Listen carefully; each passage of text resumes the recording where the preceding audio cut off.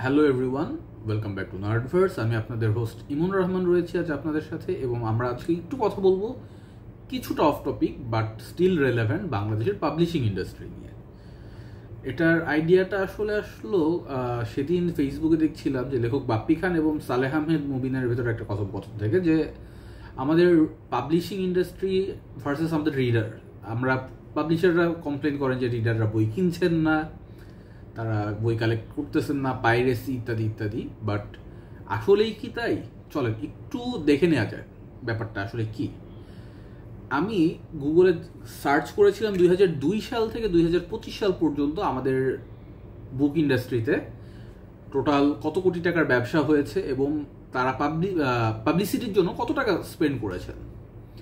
So যখন আমি এই ডেটাটা খুঁজতে গেলাম, আমি দেখি যে 2002 থেকে 2007, 2009 থেকে 2019, 2021, 2023 এই বছরগুলোর না কোনো ক্রেডিবল ডাটা সোর্স নেই। ডাটা সোর্স আছে শুধু 2008, 2020, 2022 এবং 24-25 ডাটাটা এখনো কমপ্লিট হয় নাই, যেহেতু 25 সালে এখনো চলতেছে। তো এর ভেতরে 2008 সালে অ্যারাউন্ড 20 কোটি টাকার ব্যবসা হয়েছে। 2020 সালে এটা 500 কোটিতে দেখাচ্ছে, but I think there is something wrong. Or 20 কোটিটা শুধুমাত্র বই মেলার business, 500 কোটিটায় overall year.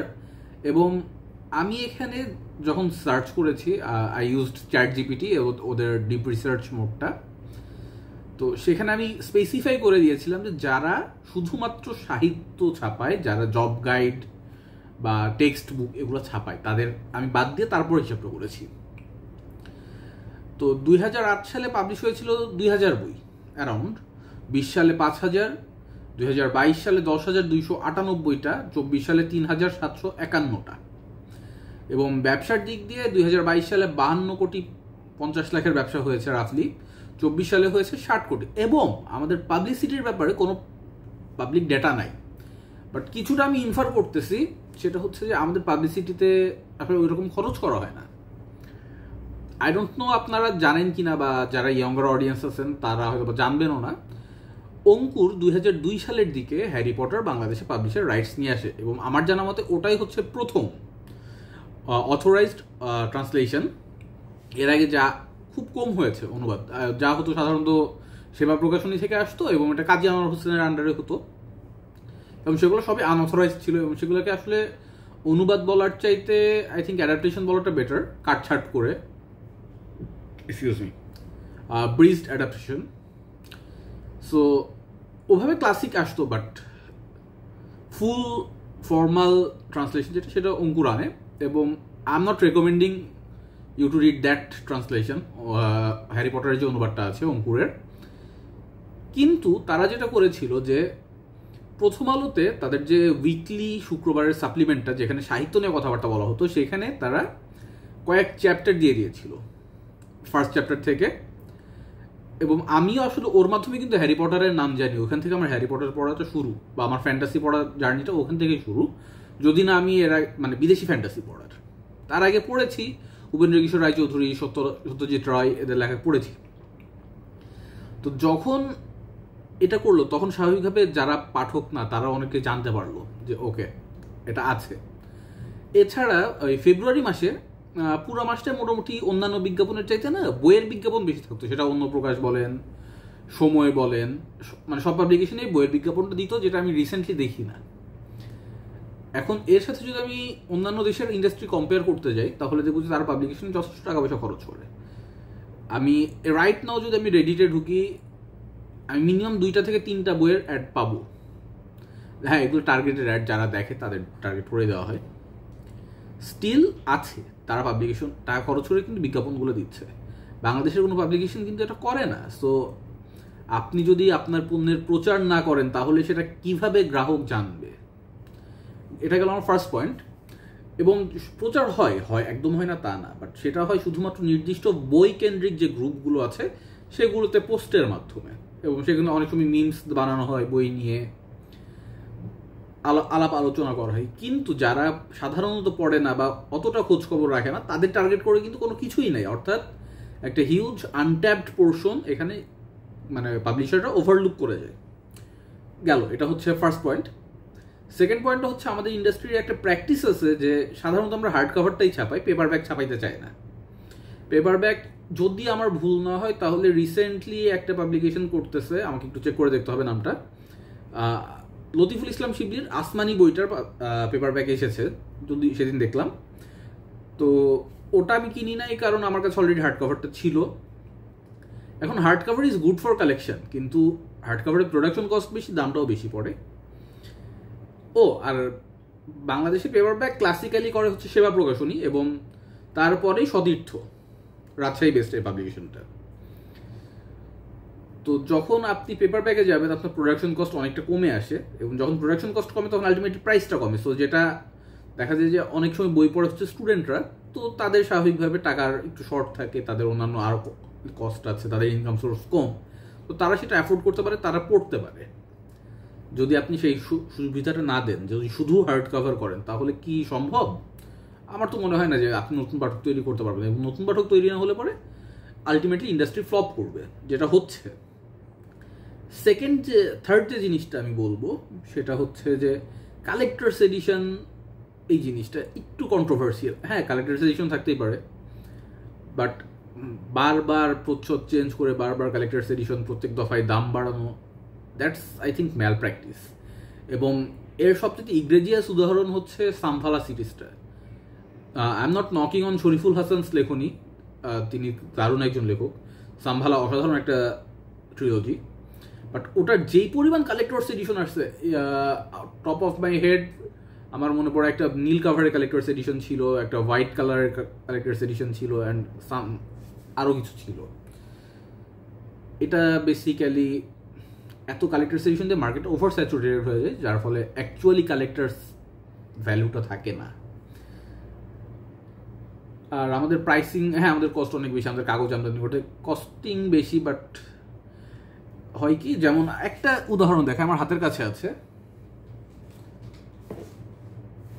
No knock on Bappi খান, ওনার এই বইটা অন্ধকার, এটা হচ্ছে ওনার অন্ধকার হেক্সালজির 6 নম্বর বই, এবং আমার কাছে মনে হয়েছে যে এটা পেপার ব্যাগে বেশি মানাইতো।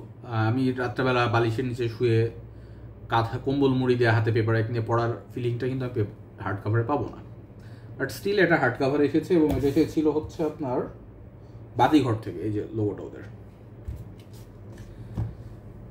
তো এইটা আরেকটা ব্যাপার, এগুলো আসলে অথরদের কিছু করার নাই, এগুলো তাদের হাতের বাইরে, তারা তাদের মতো চেষ্টা করেন পাবলিসিটির। আমার পরিচিত ফ্রেন্ড লিস্টে অনেকেই আছেন।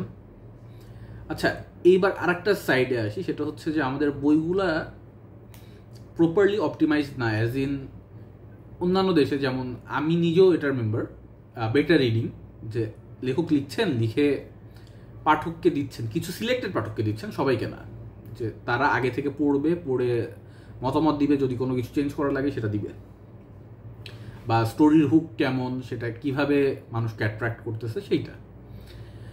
সো যখন আপনার এটা, আমাদের দেশে এই কালচারটা নাই, বেটার রিডিং সাধারণত হয় না, দেন কামস এডিটিং। আমাদের দেশে এখনও ম্যাক্সিমাম সময় এডিটিংটা করেন হচ্ছে লেখক নিজেই, অথচ এটার জন্য একটা প্রফেশনাল এডিটর রাখা উচিত, যাদের কাজ হবে শুধু এডিট করা। এগেইন আমি বাপ্পি খান ভাইয়ের লেখা নিয়ে তেমন কিছু বলছি না, বাট যে বইটা মাত্র দেখালাম, ওখানে অনেক জায়গায় মনে হয়েছে কাহিনীটা ঝুলে গেছে। একজন ভালো এডিটর থাকলে, উনি যদি পেসিংটা ঠিক করে দিতেন, তাহলে কাহিনীটা আরেকটু ভালো লাগতো পড়তে। সো এবং এই দায়িত্বটাও না পাবলিকেশনেরই দায়িত্ব, তারাই এডিটর রাখবেন। এবং প্রুফ রিডিং একটা ইস্যু আছে, স্পেশালি বাতিঘর তো এই ব্যাপারে খুবই সুখ্যাতি আছে তাদের, যে তাদের প্রুফ রিডিং ভয়াবহ লেভেলের খারাপ, প্রচুর বানান ভুল থাকে, এইটা ভালো করা উচিত। ফাইনালি আমি যে কয়েকটা জিনিস নিয়ে কথা বলবো, আর বেশি নেই, 2-1টা জিনিস আছে। তার ভিতরে একটা হচ্ছে লেখকদের রেমুনারেশন। অন্যান্য দেশে লেখকরা শুধু লিখেই লাইফ লিড করতে পারেন। ফর এক্সাম্পল জিম বুচার, তিনি কিন্তু অন্য কিছু করেন, তিনি শুধু লেখেন। আমি মানে এস্টাবলিশ যারা অথর তাদের কথা আমি বাদই দিচ্ছি। জিম বুচার লেখেন ফ্যান্টাসি, এবং যেটাকে হচ্ছে প্রপার সাহিত্য না ধরা হয়। আর মানি মেকিংয়ের কিন্তু অনেক সোর্স আছে, তার ভিতরে একটা হচ্ছে মার্চেন্ডাইজিং। যে বইগুলো জনপ্রিয়, যেমন সামভালার যদি কোনো মার্চ তৈরি করা হতো, সেটা কিন্তু মানুষ কিনতো, যারা রিডার তারা কিনতো।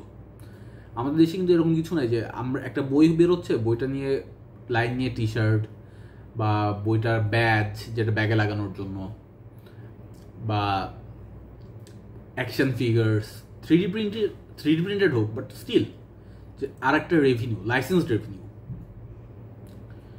তৈরি করা, যেটা দিয়ে অথর আর কিছু তার এক্সট্রা ইনকামটা হবে। সো এই যে এই দিকগুলো, এগুলো নাই আমাদের। অথরদের রেমুনারেশন কম, তারা সবাই, অনেক পাবলিকেশনের নামে এই ব্যাপারটা আছে যে তারা নতুন লেখকদের স্পেশালি রেমুনারেশনটা দিতে চান না বা টাইমলি দেন না, তাদের কত কপি সেলস হলো সেই ফিগারটা জানানো হয় না। তো সব কিছু মিলিয়ে আমাদের পাবলিকেশন ইন্ডাস্ট্রিটা না একটু ঘষামাজা করার দরকার। And last but not list, আমি এটা ভুলে গেছিলাম প্রায়, ডিজিটাল ফরম্যাটে আমাদের বইগুলো শুধুমাত্র স্পেসিফিক অ্যাপে পাওয়া যায়, অ্যাজ ইন আমাকে একটা আলাদা ইকোসিস্টেমে চলে যেতে হবে। যে আমি ইচ্ছা করলে অ্যামাজন থেকে কিন্ডেল আমার কিনে আমার কিন্ডেল আমি পড়তে পারবো না, আমাকে হয় বই টইতে যেতে হবে, নয় বই ঘরে যেতে হবে। এরকম বেশ কিছু অ্যাপ আছে, আমি যেহেতু ইউজ করি না এগুলো আমার ঠিক মনে নাই। বাট দ্য থিং ইজ, আমি কিন্ডেলটা ইউজ করি হচ্ছে ওর স্ক্রিন লেজিবিলিটি, আমার চোখের উপর স্ট্রেইন কম দেয় এই জন্য। কেন আমাকে ফোর্স করা হবে ফোনে পড়তে? আমি পিসিতেও পড়তে পারবো না। এটা হাই টাইম যে আমাদের ডিজিটালাইজেশনটাকে আরেকটু অ্যাভেলেবল করে ছেড়ে দেওয়া, যে ওকে তো আমাদের অ্যামাজনের একটা স্টোর ফ্রন্ট আছে, বা আমরা ডিরেক্ট পাবলিকেশনের ওয়েবসাইটের মাধ্যমে দিয়ে এনক্রিপ্টেড ইবুক সেল করতেছি, সেটা KFX ফরম্যাটে হইতে পারে, ইপাব ফরম্যাটে হইতে পারে, মুভিতে হইতে পারে। সো এটাও কিন্তু আরেকটা ভালো অপশন, কারণ দেখা যায় যে যেমন আরেকটা বই দেখাই আমি, এক সেকেন্ড, বেশ ধাউস সাইজের, নটরাজ। এইটা সিদ্দিক আহমেদের লেখা। প্রথম ফার্স্ট এডিশনটা আসলে বের হয়েছিল বেশ আগে, এটা 2025-এর এডিশন। এবং দুটোর ভিতরে পার্থক্য হচ্ছে যে ফার্স্ট এডিশনটা অনেক কাটছাট করা, লেখক অনেক কারণেই পুরোটা পাবলিশ করতে পারেন নাই, যার ফলে তিনি পরে এটা পাবলিশ করেন। তো বইটা হয়ে গেছে কি, ইফ আই চেক ইট, এটা অ্যারাউন্ড 720 পেজের বই। তো যখন আমি এটা নিয়ে পড়তে যাব, আমাকে এভাবে পড়তে গেলে যদি আমার মুখে পড়ে, এটা ভেঙে আমার মুখ ভেঙে যাবে। আমি টেবিলে বসে পড়তে হবে, কারণ খাটে বসেও আরাম করে পড়া যাবে না। সো আমি কিন্তু কনস্ট্যান্ট হয়ে যাচ্ছে। বাট এইটা যদি আমি ইবুক ফর্মেটে পাইতাম, ভার্স মাই কিন্ডেল, আচ্ছা হাতের কাছে কিন্ডেলটা নাই, বাট ফর্ম ফ্যাক্টর, পেয়েছি। আমি জাস্ট এইটার ভিতরেই ক্যারি করতে পারতাম, এটা আমি ইজিলি যে কোনো জায়গায় এক হাতে অপারেট করতে পারি। সো এটা আমার জন্য একটা বেটার অপশন হতো, এবং এটা অনেকের জন্য বেটার অপশন হয়। অতএব আমাদের পাবলিশারদের উচিত যে এভাবে ইবুক ফরম্যাটটা আনা। And that's all. যদি ভালো লাগে লাইক, না লাগলে ডিসলাইক, এবং অবশ্যই সাবস্ক্রাইব করে যাবেন যাতে পরে ভিডিওটা পান। আমি এটা এডিট না করেই কোনো রকম কালার গ্রেডিং কোনো কিছু বাদে আপলোড করতেছি, এটা আসলে আমার এডিট করার মতো ইয়া নেই। মনে হয় যে এটা এডিট করা উচিত হবে না, যত রকম ভুলভ্রান্তি আছে সব কিছু সহই এটা থাক।